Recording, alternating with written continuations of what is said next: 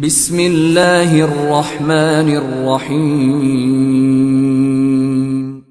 In the name of Allah, the Beneficent, the Merciful. اعوذ بالله من الشیطان اللعین الرجیم. بسم الله الرحمن الرحیم.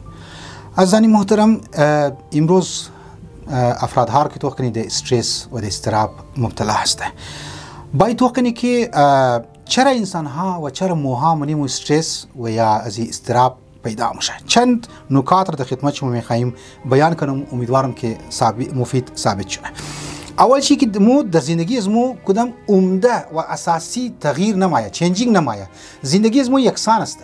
وقتی که یکسان مون زندگی از مو یعنی امشو باشه شد مو روتین مو کارها، چون که منی زندگی از مو چینجینگ نمایه، مو استرس که است میگی یک. چون با بحران شغلی اقتصادی که است مو همیشه روبرو شدیم، مو کار نداریم.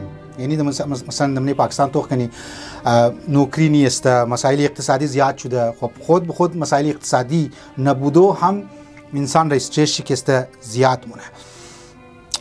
در منی خانواده و منی سوسایتی امو محل کار از مو کسته مشکلات کسته بوده و این مشکلات در خانواده در فرد کسته منتقل مشنه. باز نکته دیگری که باید توجه کنیم که انسان منش از خاطر زو استرس کسته پیدا مشنه، مگه کارهای خسته کننده مو انجام میدی. بعض اوقات انسان بعض از کارها را انجام میده که انسان را زود منده مونه.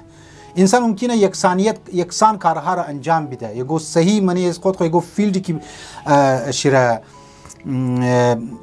انرژی بده او را انتخاب نمونه، بس کارهای خسته کننده کسته مونه و او شیره مطلب د استرس کسته مبتلا مونه. انسان بعض اوقات دیگه نکته ای که درآمد چی هم پیسه شی کم است واقعا، لیکن مصرف شی زیاد است.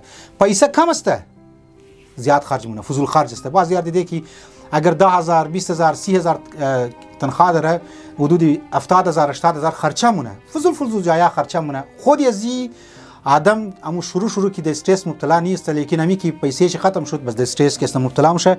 لذا باید کفایت شواری را و یک برنامه‌ریزی صحیح در سلسله اقتصاد و فاینانشیل پرابلم باید مسائل باید ایشوز باید داشته باشه.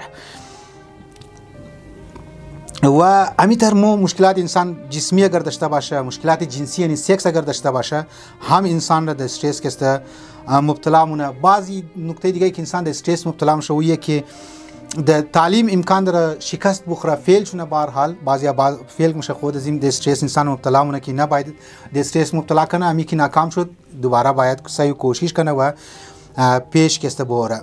فضای سیاسی بعض اوقات انسان ها را د استرس مبتلا مونه. فضای اجتماعی خود یک سوسایتی اجتماعی شی او مناسب نیه، او انسان را کسته در استرس کسته مبتلا مونه. و استفام کده زیادی که انسان ها سلف کانفیدنس و اعتماد به نفس نداره، انسان د استرس مبتلا میشه. و آخرین نکته ای که بسیار ضروریه او که برنامه‌ریزی نمونی زندگی جوان ها افراد ها نیست و تقسیم اوقات کار که است بریز خود جور نمونه، پروگرامینگ نداره. لذا د استرس مبتلا میشه، چون پراکنده کارها مونه د استرس که است مبتلا میشه. امیدوارم این نکاتی که در خدمت شما مختصر بیان کردم مفید ثابت شده باشه. و السلام علیکم و رحمت الله و برکاته.